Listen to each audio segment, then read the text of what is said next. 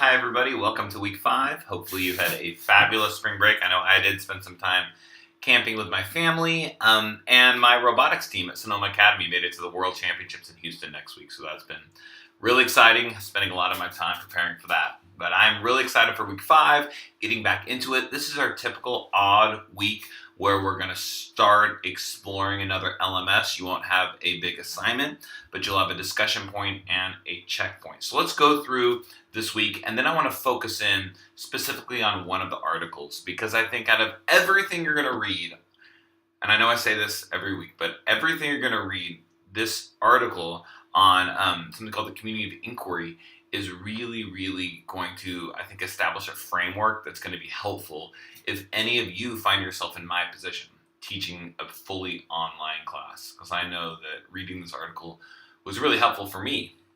So we're going to go through this reading. The first thing you're going to look at is this initial article.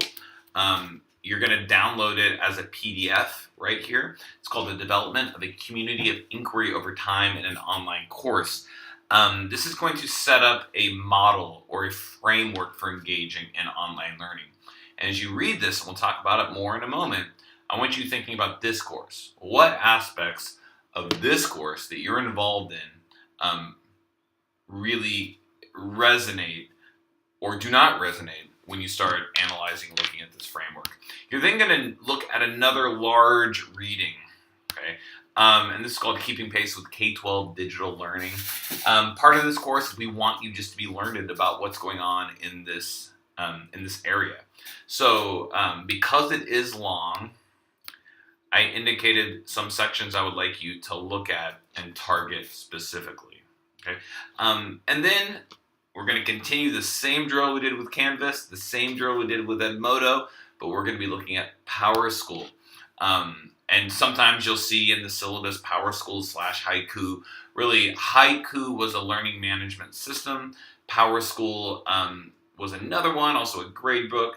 PowerSchool bought Haiku, or there was an acquisition there.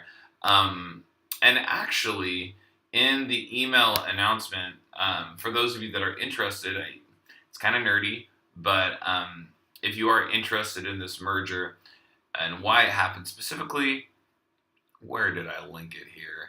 Oh, click here to learn more about the acquisition of Haiku by PowerSchool. So, just if you want to understand how that happened. But let's get back to this article. And I want to read you something related to the community of inquiry to sort of pre-train you with what you're going to be looking at here, because this was an article that I want you to spend some time with. It's been very beneficial for me, and I'd really like you to spend some time with it. So in the email that I sent you, I linked, let's get back here, sorry, wasting your time. In this email today, I linked this. It says click here for additional information on the framework to supplement your reading. So if you click this, it's going to go to this Community of Inquiry blog site, and I'd like you to click on this Community of Inquiry framework. Okay. And I'm just going to read this to you as a way of pre-training you for the article you're going to read. So an educational community of inquiry is a group of individuals who collaboratively engage in purposeful, critical discourse and reflection to construct personal meaning and confirm mutual understanding. The community of inquiry theoretical framework represents a process of creating a deep and meaningful learning experience through the development of 3 independent elements: social, cognitive, and teaching presence. Okay? And you can see this Venn diagram right here where your educational experience is where these discourse, climate, and content factors overlap. So the social presence is the ability of participants to identify with the community, communicate purposefully in a trusting environment, and develop interpersonal relationships by way of projecting their individual personalities. So this video I'm recording for you right now, our checkpoints, and our discussion forums. I've had a few of you come to the office hours as well. That's an example of me as a teacher trying to create that social presence. Teaching presence is the design, facilitation, and direction of cognitive and social processes for the purpose of realizing, personally meaningful, and educationally worthwhile learning outcomes, right? So this is the assignments that you are doing, the way that they're pushed out to you, the pedagogy, if you will. Cognitive presence is the extent to which learners are able to construct and confirm meaning through sustained reflection and discourse. So this definitely overlaps with our discussion boards. So what you're thinking about this and how this relates to the online learning environment and also your face-to-face classrooms as well.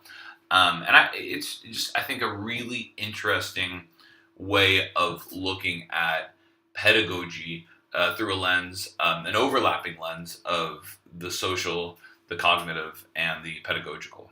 So I hope you enjoyed this article, and I found it really, really, really fascinating. So have a great week, and look forward to seeing you in office hours on Wednesday from 11 to 1, 11 to 12, if you're interested, and reading your discussion posts.